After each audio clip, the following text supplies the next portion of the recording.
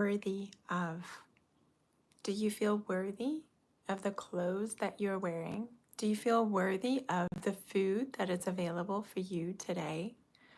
Do you feel worthy of the sun coming up every day and of the air that you get to breathe every day? That you get to see flowers bloom, trees bloom, leaves changing? Do you feel worthy of the interactions that you have during the day that are beautiful, that inspire you?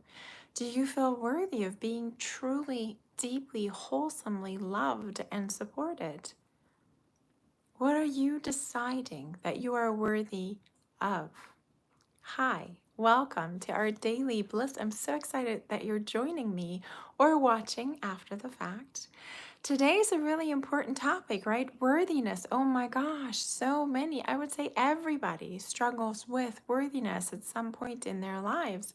And I certainly had my fair share and many journals of digging through this topic, right? So I invite you once again to grab your journal and just to write down a few questions, and I'll put them down below too, so you can write this down. The first one is, what does worthiness mean to you? What does it mean to you, right? It's such a big word, and we kind of sort of have an idea. And a lot of times it comes with this feeling of like, well, I don't have it. I don't feel worthy. I don't feel good about who I am. Write down a definition for yourself. What does it mean to be worthy? What does it feel like to be worthy? Who would I need to be in order to achieve this worthiness that I'm speaking of? What would need to change in my life? Are there some areas in my life where I feel really good about myself and some areas not so much? How would I need to change?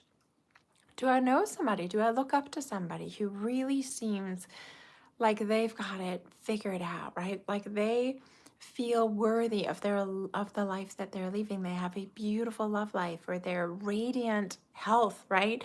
Or they have beautiful relationships, that deep love with somebody, or they've managed to, gosh, be in a career that completely fulfills them and gives them inordinate amount of abundance, right? It's like, what is it that I'm looking up to somebody for? What makes them worthy of it? How do I feel like it makes them worthy of it? What do they have, right? It's such a big topic. This is what Brendan Burchard took on today in his app, GrowthDay, and he's doing a little thing called Daily Fire, right? So I'm gonna walk you through it, but I really invite you to download that app and join us, right? I just started with it. This is my first week, so you could start right along with me of doing this every day. You get 7 days free. I'm pretty sure I'm gonna stay. It's been really amazing, right? Today he talked about, his topic was Chisel self-worth. And if you haven't heard this, oh, pay attention. This is such a beautiful metaphor. When I heard it the first time many years ago, he's talking about the beautiful marble statue. This, there we go. The beautiful marble statue of David, right? That Michelangelo crafted way back when. It is 7 feet tall. I didn't realize it was this tall. And it was chiseled from a single block of marble. Can you imagine having the vision and then just keep on chiseling away at such a huge thing? I mean, gosh, that thing is like what? Like 3 times as tall as you or more? Can you imagine working on something so big and just holding that vision, knowing that just incrementally you're chiseling away? So this metaphor comes around to, right? Self-worth. How do we get self-worth? How do we grow self-worth? How do we invite self-worth? And Brendan invites you to think it's more about, it's already within you, right? It's already within you. We just have it covered up with so many layers and layers and layers. Think of a newborn baby. Do you think that baby feels unworthy? No, they're incredibly demanding. If you have kids, you know how demanding they are, especially the first year, 2, 3 of their lives. They scream for everything they want. They know they are worthy of it. we lose it along the way, right? It gets dampened along the way. So all we have to do is just wash away those layers or chisel and chip away at this all this hard external stuff that we've built up in order to get back down to our own self-worth that is always there and always present. We're just reconnecting to the essence of who we really are, right? So Brendan gives us 5 things to chisel away in ours for our self-worth, right? So he says the first thing to chisel away is comparison, right? Comparison can lead you to, you have to know, how does comparison affect you? When you catch yourself comparing yourself to somebody else, does that fire you up? You're like, ooh, I'm going to work really hard so I can get there, right? Or does it bring you down and say, well, it's possible for them, or I'll never reach what they have, or gosh, look at how great they're doing. It's so easy to do that nowadays with social media and everything being out. And it's like, oh my gosh, they get to go on another trip. I don't have the money to go on another trip, you know? Comparing yourself to others. And then where does that leave you? How do you feel about yourself when you compare yourself to others, right? Really important question to ask yourself.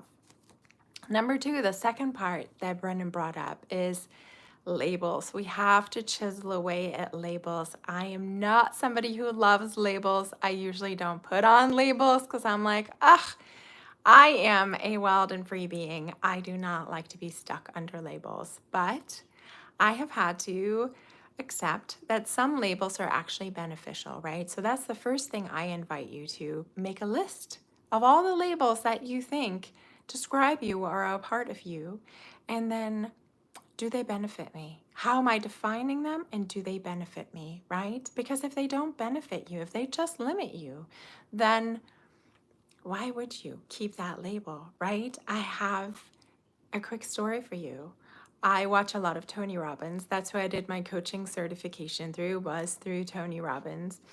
And oh my gosh, yes, he does wonderful things, right? He invites people, he gets people to fly out to the island Fiji where he is. And this couple got flown out to him, and they were just kind of at a breaking point, right? They had only been married, I think, for a year or two. On their wedding day, right? They were at some kind of resort on their wedding day at the reception in the evening. The husband sees the wife across the pool, and he wants to dive into the pool to swim across to be with his love and keep celebrating, except for the pool was too shallow.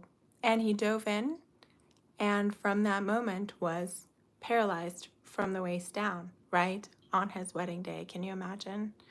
So they go through all this, right? So now he's a paraplegic. Now he's in a wheelchair. Now it's just, I can't even imagine all the feelings that come with your life being altered forever with one decision in one moment. It is incredibly difficult to get beyond it, but you can. And so I mean, in a way, I mean, I know it's not the traditional label that we were talking about, but it is also a label, right? I'm now a paraplegic, so many paraplegic. This is what's going to be off limits for me. I can no longer do these things in my life, right? So what was the biggest thing that Tony Robbins did with this couple, right? He had to bring the husband into a mindset of, what was it, right? Reconnecting to his vision, to his dream of what did you want in your life? And why does it automatically mean that it's off limits for you just because your situation has changed, right? So he does, brave things like jumping out of an airplane. Hey, I can still do this. He was really into building cars and going into desert races, right? So they helped him build this car that he's had in the garage forever and take him out, with pedal steerings on the wheel, and take him out in order to drive and do this and fulfill this dream to feel alive. Right? He also got him into competitive basketball for people in wheelchair, right? Just to show you what all is still possible. So think about your own labels. What label have you been hiding under? What label have you been accepting blindly and just saying, okay, my life is never going to be how I envisioned it because now I'm stuck under this label, under this umbrella? Can you stretch that? Can you redefine that? Can you change that for yourself? And then, of course, I do want to talk about the obvious. We are all talking about highly sensitive people, HSP. Yes, that is a label. When I first heard about it, I like completely ignored it. I'm like, it's a label thing. I'm not even going to go into it until it came back up again and up again. And I was like, okay, fine, I'm going to look into it. And this is where I'm fine tuning and going, okay, labels can be a good thing. How can labels be a good thing? Because it defines for you, oh, somebody under this umbrella can have general, what do you call it? Like characteristics of this, right? So as an HSP, I'm agreeing that my brain is wired slightly different. I'm going to take in more stimuli all at the same time, which then tends to overwhelm me more quickly than somebody who's not an HSP, right? Whose brain is wired a bit differently. But that doesn't necessarily have to be a bad thing. How can we see that as a great thing, as a beautiful thing? Just catering to what I need from here. What do I need from here? What does that mean that I now need? Knowing that this is what I'm working with, right?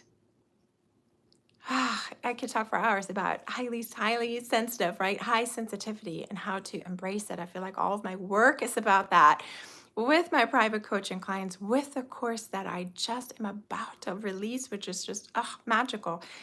It's all about understanding who you are. Gosh, under this label, yes, but as a person, as a unique being, what changed the most for me once I accepted this label was I no longer beat myself up. I no longer felt weak. I no longer felt less than. I just finally felt different. And also knowing that there are 15 to 20% of the population who is the same as me, whose brain is wired the same as me, who are struggling with the same things, who have also found answers and are finding answers to these struggles that we can now help each other with, right? So I invite you to look at the labels that you have accepted. Which ones can you just peel off and just let flow to the ground? Which ones can you redefine for yourself to say, it's no longer going to limit me. I'm going to see this as a good thing and I'm going to thrive through it. Because of this label, I have more clarity about who I am and what I need, right? The next one is fatigue, right? Fatigue, oh my gosh. And this one, I just invite you that whenever fatigue settles in, make a rule for yourself. No negative self-talk when I'm tired. So when you catch yourself negative talk, I mean, I would say anytime, but especially when you're tired. If you catch yourself tired, overwhelmed, overstimulated, no negative self-talk. Why would you? Okay? Number 4, influences from your peer group, right? Who we are around, who you are around on a consistent basis. Do these people lift you up or they bring you down? How are they talking to you and about you, right? Your self-worth is closely linked to the people who are around you. I just heard this yesterday. Gosh, I'm trying to remember where it was. I want to say Trent Shelton was talking about praise outwardly and then give feedback privately, right? I thought that was so genius, so smart. Like even with my kid, it's like, I'm not even going to give him any feedback until we are just the two of us, right? Anybody else listening, I'm going to praise, praise, praise. I think that is such a great thing to do. I'm going to start doing it. Wow, that changed everything. So look at the people who you are around. Do they lift you up? Do they bring you down? If they bring you down, start to spend a little bit less time with them and try to find a group who the energy is just right, right? You feel good around.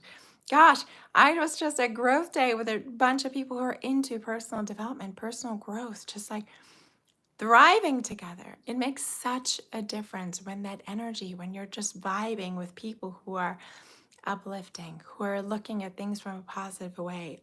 It makes such a difference for your self-worth. Absolutely. And then the last one was ego, right? Chisel away ego in order to get to this beautiful inner self-worth that you already have, that you already possess. Ego. He talked about Wayne Dyer. I've heard Wayne Dyer say this. He said, ego is like edging God out. Now, if you don't believe in a God, which I've definitely wrestled with this word, um, what do you believe in, right? The universe. Do you believe? For me, it's like edging my higher being out, right? Deciding not to be connected to all that is, right? I mean, gosh, that's what Abraham Hicks says all the time. That's really what it is. That's really what negative emotion is that in that moment, you have a different point of view than your higher being, than your higher self. This is your guidance system telling you, hey, you're not connecting in that moment. Your higher self always wants to connect with you, but you get to choose as the ego. Do I want to struggle on my own, or do I want to connect to a higher power, right? Especially when you are feeling alone, especially when you feel like you're struggling, especially when you're feeling, why am I always having to do this all on my own, right? Maybe you're the strongest one in your family. Maybe you're the strongest one who always gets together, who always picks up the slack, who's always doing it for everybody else. And you get to a point of just being so tired and weary and saying, why do I always have to do it on my own? And that's when I now, it's been my mantra for so long that now when I feel that way, I get this voice in my head that says, you're never alone. You are never alone. You're never alone. You're never struggling through this all on your own. You are eternally connected, right? You are part of all that is. You are an individual expression of all that is. You're never alone. You're never alone. Oh my gosh. Self-worth is such a huge topic. I gotta run. I gotta get to my next client, but I will link below the 45-minute video that I did on self-worth, particularly for highly sensitives, and where to kind of begin, right? I mean, we gave you 5 points today of chiseling away, right? Comparison, chisel away labels, chisel away fatigue, chisel away the influences around you, chisel away at your ego in order to connect back into that deep sense of self-worth. Oh my gosh, there are so many resources, and you're absolutely worthy of figuring this out, of feeling good about yourself. And if all else fails, go to my webpage, book a free session with me. I promise I will not try to sell you anything. I'm just going to show you that there is so much more in this life for you when you reconnect to all you are, to who you're meant to be. Oh my gosh. Have a gorgeous day, and I will see you tomorrow.